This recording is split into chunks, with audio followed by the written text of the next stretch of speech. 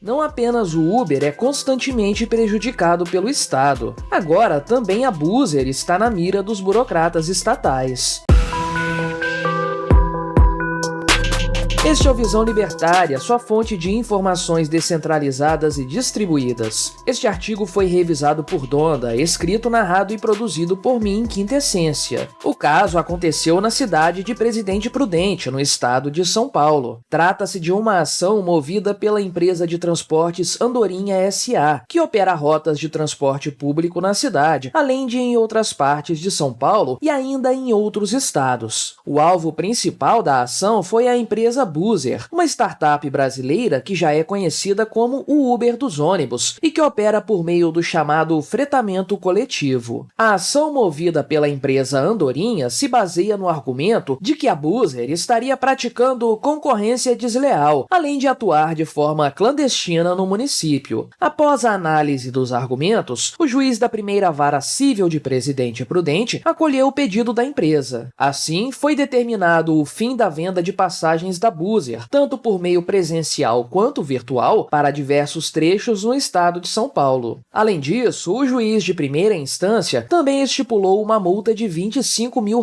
por dia em caso de descumprimento da decisão judicial. Além da Buser, foram condenadas também outras 8 empresas que colaboram no negócio de fretamento de ônibus. Além da suspensão de suas atividades, as empresas ainda foram condenadas ao pagamento de indenização por danos materiais, por terem praticado concorrência desleal contra a reclamante. Pois é, mas a coisa não para por aí. A justiça entendeu que não apenas a empresa Andorinha S.A. sofreu danos, mas também a coletividade, e sabe-se lá o que isso significa. De acordo com o juiz responsável pela decisão, o oferecimento de serviço público à revelia da autorização estatal e das exigências regulatórias pode expor o público a um serviço inadequado e precário. O fato é que esse não é o primeiro ataque judicial sofrido pela Buser em sua história. Na verdade, existem dezenas de ações já julgadas ou ainda em tramitação contra a empresa e contra outras que atuam no mesmo segmento. Aliás, tanto o Ministério Público quanto o próprio governo do estado de São Paulo concordam com o posicionamento geralmente adotado pela Justiça, o de que a Buser estaria atuando de forma irregular. Por exemplo, a Artesp, a Agência de Transporte do Estado de São Paulo, afirmou que classifica como serviço irregular ou clandestino a prestação do chamado fretamento colaborativo. A verdade é que a Buser, mais do que o Uber, se meteu num grande vespeiro aqui no Brasil, o setor dos transportes públicos. Esse setor é altamente cartelizado por conta da forma como se dá sua atuação no mercado. Não existe concorrência real no transporte público. As empresas recebem concessão estatal para operar em determinadas linhas de forma exclusiva. Eventualmente, 2 ou mais linhas podem se sobrepor, fornecendo algumas alternativas para os passageiros, mas isso é circunstancial. De forma geral, inexiste concorrência nesse setor. Em muitos casos, inclusive, formam-se verdadeiras máfias municipais, responsáveis por manter o controle permanente dos contratos com as prefeituras. Por se tratar de um setor cartelizado pela força estatal, as margens de lucro costumam ser astronômicas. E como o investimento em manutenção tipicamente é baixo, basta ver os cacarecos que circulam pelas cidades brasileiras, a preocupação em agradar o cliente não está no radar dessas empresas. Temos aí o cenário perfeito para a formação de um esquema muito bem azeitado entre poder público e empresas amigas do rei. Faça uma rápida pesquisa na internet a respeito de máfia dos transportes ou máfia dos ônibus e você vai entender do que eu estou falando. A coisa é tão absurda que até mesmo facções criminosas chegam a se envolver nesse setor. No próprio estado de São Paulo, inclusive, existe a suspeita de que algumas empresas de transporte público com contratos milionários com a prefeitura da capital teriam ligações fortes com o PCC. Por ligações fortes, entenda-se, as empresas seriam usadas para lavar o dinheiro oriundo das atividades criminosas da facção. Percebe-se, então, que o setor de transporte público é realmente disputado a tapa e tiro por verdadeiras máfias. Então fica fácil entender por que a Buser consegue ter ainda mais problemas com o Estado, a máfia das máfias, do que o citado Uber ou outras empresas que ainda operam de forma independente. É aquela história, mexeu com o mafioso, você já sabe onde a coisa vai dar. O que mais incomoda as empresas de transporte público, porém, não é o fato de a Buser estar invadindo seu espaço de operação. O grande problema mesmo é que o serviço oferecido pela startup é muito superior àquele fornecido pelas empresas autorizadas pelo Estado. Olhe para um ônibus da Buser e me responda, o veículo não é obviamente melhor que qualquer um da rede pública de transporte urbano? O grande ponto, porém, são os preços mais do que atrativos oferecidos pela empresa. O ônibus de linha simplesmente não tem chance contra os veículos cor-de-rosa que circulam pelas cidades, porque estes são muito melhores e ainda por cima mais baratos. Mas o que justifica a superioridade dos ônibus da Buser? Bem, por se tratar de uma startup, é claro que a empresa recebe um grande aporte de capital por parte de seus investidores. Não é raro que nos primeiros anos, esse tipo de empresa trabalhe tendo prejuízo, queimando capital para atrair novos clientes. Não sabemos se esse é o caso, mas isso não faz diferença para esta análise. A verdade é que o que explica a discrepância entre a qualidade do serviço prestado pelas empresas cartelizadas e a livre iniciativa é justamente a concorrência. Ao contrário do que afirma a Justiça Paulista, não existe concorrência desleal. Se dois players oferecem seus serviços livremente no mercado, então essa concorrência é bela e moral, tudo dentro dos conformes de acordo com a ética libertária. Nesse cenário de livre economia, a tendência é que a qualidade dos produtos e serviços aumente, ao mesmo tempo em que seus preços são constantemente reduzidos. Isso acontece o tempo todo. Pense em qualquer setor que, pelo menos, não seja pesadamente regulamentado pelo Estado e você vai perceber esse fenômeno. Por outro lado, a única coisa que explica a péssima qualidade do transporte público aqui no Brasil é a falta de concorrência no setor, efeito que só é conseguido por conta da atuação do Estado. Tudo nesse cartel forçado é burro e ineficiente. A estipulação de linhas obrigatórias é algo antieconômico. Rotas demandadas pelo público podem não ser atendidas, enquanto outras rotas ficam às moscas. A falta de concorrência, por sua vez, tira das empresas o incentivo para investir na melhoria da qualidade de seus veículos. Para que reformar os ônibus se o pobre trabalhador das cidades brasileiras não tem escolha? Dados os perversos incentivos, é natural que as empresas contratadas pelo Estado continuem oferecendo serviços ruins a preços elevados. Se o Estado realmente quisesse garantir ao povo brasileiro transporte público e de qualidade, ele deveria abrir o mercado, não apenas a Buser, mas a qualquer outra empresa. Ônibus, carros particulares, vans, motos, o Estado deveria permitir que todos esses veículos oferecessem seus serviços livremente ao público. O setor de transporte, como todos os demais, deveria ser imediatamente desregulamentado para que a população começasse a desfrutar dos seus benefícios o mais rápido possível. Em pouco tempo, a livre iniciativa e a concorrência fariam o serviço ser muito mais eficiente, seguro e barato. Mas é claro que isso não vai acontecer, já que o Estado não existe para servir a população, mas sim para se servir dela. Nessa festa entram também os amigos do rei, como os donos das empresas de transporte público. O grande problema da Buser foi ter entrado em um setor dominado por diversos tipos de máfia, dentre elas a pior de todas, o Estado. Tão logo a hegemonia das empresas cartelizadas foi ameaçada, a justiça estatal tratou logo de acabar com a brincadeira para proteger os seus. Portanto, esqueça toda essa baboseira de que o Estado regulamenta setores econômicos pelo bem da população. Esse caso nos mostra que isso é, obviamente, uma falácia. O Estado não protege as pessoas dos ônibus ruins. O Estado protege os ônibus ruins das pessoas. Obrigado por sua audiência. Se você gostou deste vídeo, deixe o seu like e o compartilhe com seus amigos para difundir as ideias da liberdade. Se quiser ser notificado de outros vídeos, clique em se inscrever e depois no ícone da campainha. Até a próxima!